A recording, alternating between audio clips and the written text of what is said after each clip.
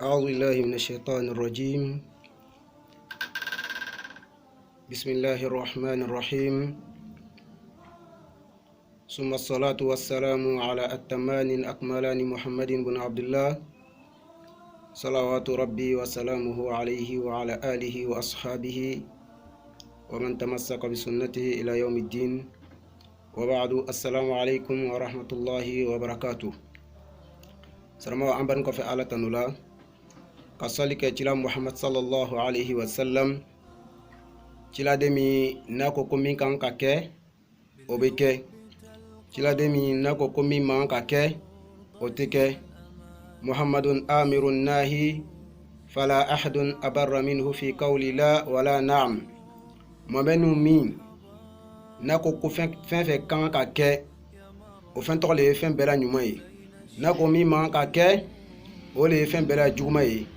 mɔgɔ si tɛ se k'a fɔ ko nin kan ka kɛ ka taa sɔrɔ cila ko ko a man ka kɛ n'an b'a ta. Ni cila ko min man ka kɛ, karamɔgɔ si ka kuma an t'o ta fo an bɛ cila tali ta sallallahu alaihi wa sallam. An badenw, an b'an kɔfɛ foli kɛla an ka baro dɔ daminɛ olu na min ye nin ka jɔyɔrɔ ye. Sabu an ko adamaden, ala ka adamaden dan ni fɛn fila le ye. Ala ka adamaden composé ni fɛn fila ye: farisogo ani ni. Farisogo o bɔra dugukolo la, ala b'o fɔ an ɲɛna kuranɛ kɔnɔ, a ko minha khalaqnakum wa fiha nu'idukum wa minha nukhrijukum taratan ukhra. A ko n k'a dan ka bɔ dugukolo de la, n bɛna ala kɔsegi dugukolo de la, n bɛna ban ka a bɔ dugukolo kelen de la ni k'an ɲɛsin kiyama ma. Hali bi k'an bɛn sababa ma, ala y'o kɛ. Ala ka adamaden composé fɛn filanan min ye, o de ye ni ye. Nin ala ma ni dancogo fɔ mɔgɔ ɲɛnɛ, nka ka farisogo dancogo fɔ mɔgɔw ɲɛnɛ. Ni a ye ala ka secret ba le ye. O de kosɔn cila Muhammad sallallahu alaihi wa sallam o ka cila ɲininka ni ka kiti la, wa yas'alunaka ani ruh, ko cila o bɛ nin ɲininka, walama cila o bɛ ɲininka la ni ka kiti la. A fɔ o ɲɛnɛ ko ni ye ne ala ka koɲa le ye. Ni ala le bɛ ni dɔn, ne le b'a dɔn ka ni dan ka bɔ fɛn min na, n k'a lɔn ni bɔla yɔrɔ min na. O la ni bɔla ala le fɛ yen. O de kosɔn ni mɔgɔ sala, ni bɛ yɛlɛ, ni yɛlɛtɔ a b'o le filɛ. Farisogo an bɛ taa n'o ye kaburu kɔnɔ k'an bɛn sababa ma, ala o le kɛ. Adamaden tɛ se ka gbɛrɛ ala la fo ni de bɛ yɛrɛ sanfɛ. Donc ni a dantuma fɔlɔ a ka gbili pour que a bɛ gbɛrɛ ala la fo a bɛ pan de. Mun de b'a la pan? O le ye bato ye, o le ye alako ye, o le ye nagafila seli caman ye. O le sɔn cila sallallahu alaihi wa sallam a tun bɛ su bɛɛ ban nagafila la. zalamtu sunnata man ahya zalam ila an ishtaqat qadamahu durra bil warami. Busayiri lɔnnibaga ba dɔ le bɛ, a ko cila ko a tun bɛ su bɛɛ ban nagafila seli de la fo a sen o bɛ funu nagafila seli buru. Donc fɛn fɔlɔ min bɛ mɔgɔ surunya ala la, ni ka mɔgɔ gbɛlɛ ala la, fɛn ba min bɛ ni la pan ka se ala ma joona, o le ye sufɛ nagafila ye. Ka nɔgɔya an bɛɛ lajɛlen ma, ala y'o kɛ. An badenw, an ka baro kɛ nin kan, ni kilasi premier, kilasi filanan an kumana o kan. An bɛna baro kɛ a kilasi sabanan le kan. An ko ni n'a panna, tumana min na n'a panna ka bɔ kilasi filanan la, a bɛ taa kilasi sabanan le la. O kilasi sabanan le bɛ wele ko a nafsu radiya, ko ni min jɛna, ni min jɛna, a jɛna mun na? Ala bɛna latigɛ fɛn fɛn l'ale kan n'o ye hɛrɛ ye, a bɛ jɛn o ma. Ala bɛna juguma fɛn fɛn l'ale kan n'o ye tɔɔrɔya ye, a bɛ jɛn o ma. O le ye a nafsu radiya. Ni panna ala ko warala ni la, a bɛ bɔ kilasi premier la n'o ye nafsu amara ye, ni bi bɛ mɔgɔ ɲamariya kojugu la. Ni ala ko warala, a bɛ bɔ o kilasi tɔgɔ la tuguni ka taa kilasi filanan la n'o ye a nafsu lawama, ni min n'a ka kojugu kɛ a bɛ a yɛlɛ jalaki. Ni ka ala ko kɛ, ka ala bato kɛ tuguni, a bɛ bɔ o kilasi la a bɛ taa kilasi sabanan la n'o ye an-nafsu radiya ni sera o ma wagati min na c'est que ni bɔra silamɛya kilasi premier la a sera kilasi filanan la sabu silamɛya ye kilasi le ye kilasi saba le bɛ silamɛya ye a fɔlɔ al-islam o le ye silamɛya o kɔrɔ ye limaniya ma jidi fɔlɔ ni limaniya jidira i bɛ bɔ yen sisan ka taa al-iman ka taa se al-iman limaniya o kɔrɔ ye limaniya nana sisan kilasi sabanan o ye juma le ye ni limaniya bonyana tuguni limaniya bɛna kɛ i fari la komi i ɲɛ bɛ ala la a bɛ fɔ ale ma ko al-ihsan lɔnnibagaw b'a fɔ ko al-ihsan an ta'budallaha ka'annaka tarahu fa in lam takun tarahu fa innahu yaraka ko ni ka mɛn ko ɲumanya o le ye i ye ala bato i n'a fɔ i ɲɛ bɛ ala la mɛ n'i ɲɛ tɛ ala la i y'a lɔn k'a fɔ ko ala ɲɛ b'i la fɛn min bɛ o nɔgɔya mɔgɔ ma o le ye nagafila seli ye donc tuma na ni sera nafsu radiya ma o kɔrɔ le ye limaniya kilasiw fana a tɛmɛna o kan sabu limaniya ye kilasi le ye a kilasi premier an tu'mina billah i ye limaniya ala ma wa rusuli ani ye limaniya ala ka ciradenw ma wa kutubi i ye limaniya ala bɛna kitabu minnu lajigi wal malaika ani ye limaniya mɛlɛkaw ma wal yawmil akhir ani ye limaniya kiyamalo ma ko kiyama bɛna kɛ wa tu'mina bil qadari ani ye limaniya ko latigɛ ala le k'o bila latigɛ ɲuman ana juguman donc ni sera nafsu radiya ma ni mini pana ka se nafsu radiya ma o kɔrɔ le ye a tɛmɛna limaniya titiri bɛɛ lajɛlen na a taara se titiri laban na n'o le ye ka limaniya ala ka latigɛ bɛɛ lajɛlen ma donc ni sera o ma wagati min na a gbɛrɛla ala la n'a ka dɔ fara ala ko kan tuguni ka nagafila seliw caya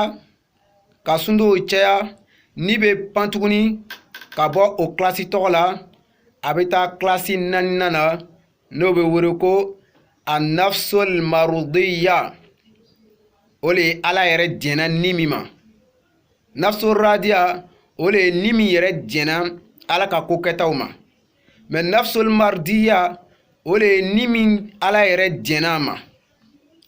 sabu limaniya bonyana fo a tagala gbɛrɛ ala la donc ala jɛnna a ma ni ala do jɛn'i ma ni ka fɛn fɛn ɲini ala fɛ ala b'o kɛ o wagati tɔgɔ la ni adamaden min k'o ni tɔgɔ juguya ala b'o tigi kɛrɛ cɛla b'o le fɔla ɲɛna sallallahu alayhi wa sallam a ko man azali waliyan ko ni mɔgɔ min ka ne ka waliyu tɔrɔ faqad azantuhu bil harbi ko ni ala bɛna n pɛrɛ k'o tigi ka kɛrɛ kɛ donc ni sera nafsul mardiya ma wagati min na o kɔrɔ le ala jɛn'a ma n'a ka ala dali fɛn fɛn na la in sa'alani n'a ka n dali fɛn fɛn na la u'tiyanna minnu fɛn tɔgɔ d'a ma cila sallallahu alayhi wa sallam a ka kumakan barakama dɔ de bɛ nin ye ko ala ko ten ala subhanahu wa ta'ala ni sera mardiya ma wagati min na ni min ala jɛn'a ma ala bɛ pɛrɛ k'i ka ko kɛ o wagati tɔgɔ la ni adamaden ni sera o niveau ma a filɛliɲɛ bɛ kɛ ala ka filɛliɲɛ ye a ka mɛlitoro bɛ kɛ ala ka mɛlitoro ye a bɛna taa yɔrɔ yɔrɔ o bɛɛ bɛ kɛ ala ko ye ala bɛ k'o nɔgɔya an bɛɛ lajɛlen ma ala o le kɛ ni ka dɔ fara ala ko kan tuguni a bɛ pan ka bɔ o niveau tɔgɔ la a bɛ pan ka bɔ o kilasi tɔgɔ la a bɛ taa kilasi duurunan la n'o ye kilasi jumɛn ye n'o ye an-nafsul mutma'inna ni min jigima fani ne ni min hakili sigini ne ni sele o ma wagati min na a bɛ duniya fili a kɔfɛ duniya a tɛ girin duniya kɔ ale bɛ kɛ mun de filɛla a bɛ kɛ kiyama de ɲinina ni sele o ma wagati min na a bɛ commencer ka ala ka sekɛrɛw ye fɛn fɛn ka bon ala bolo a bɛ commencer ko ala bɛ commencer k'olu yira a la lɔnnibagaw b'a fɔ olu le ma ko alikɛsifu ala be a ka ko dogoniw dɔw yira la mɔgɔ minnu sala i n'a fɔ ciladenw n'a ɲɔgɔnnaw ala b'olu yirala suko la ani olu dɔw be baro kɛ suko la walama ala b'a nin ta a bɛ taa alijinɛ visiter walama a bɛ taa jahanama visiter ni nin sera nafsu mutuma inna la wagati min na a bɛ commencer ka ala ka secretw ye ala ka secret baba fɛn fɛn ka bon ala bolo ala k'o fɛn ninnu bɛɛ la caman dogo fɛn minnu ka bon ala bolo ala k'olu caman dogo o fɔlɔ ye nin ye nin filɛ nin ye dɔgɔtɔrɔ si tɛna f'i ɲɛna ko nin bɛ adamaden farisogo nin de la a dɔ ye jumɛn ye o de ye alijinɛ ye mɔgɔ si tɛna f'i ɲɛna ko n ka alijinɛ ye a dɔ ye jumɛn ye o ye jahanama dɔgɔnin de ye a dɔ ye jumɛn ye ala ka hakili min di adamaden ma ala ka hakili dogo sabu hakili tɛ fɛn denni ye a dɔ ye jumɛn ye ko minnu bɛna kɛ kaburu kɔnɔ ala k'olu bɛɛ lajɛlen dogo olu ye ko babaw le ye donc ko minnu ye ko baba ye ala k'olu caman dogo pour que olu bɛ nɔgɔya ile ma ala bɛ se ka a dɔw yiri la fo ni bɛ pan ka taa se nouveau dɔ le la nouveau min bɛ wele ko anafsul mutmainna ni min jigimafa la bon ni ye jigimafa foyi t'o nɔgɔya mɔgɔ ma fo ala ko fɔ foyi t'o nɔgɔya mɔgɔ ma fo zikuru foyi t'o nɔgɔya mɔgɔ ma fo sɔlatu foyi t'o nɔgɔya mɔgɔ ma fo nagafila seli caman i bɛ su bɛɛ kɛ nagafila seli la kuranɛ b'o le fɔ la ɲɛnɛ ko ala bi dhikrillahi tatma'innul qulub ko a ye toromalo fɛn kelen pe min bɛ adamaden hakili sigi ka adamaden jigimafa k'o le ye ala kofɔ ye ala kofɔ sugu fila le ala bɛ kofɔ ni nɛn ye ala bɛ kofɔ ni miiriya ye inshallah ta'ala wagati gbɛrɛ n'an bɛna ni pilasiw fɔ ala bɛ kofɔ ni nɛn ye cogoya min na an bɛn'o ɲɛfɔ ani ala bɛ kofɔ ni hakili ye cogoya min na an bɛn'o ɲɛfɔ n'an sera nin yɔrɔ nin ne ya naqulu lakum wa shukran.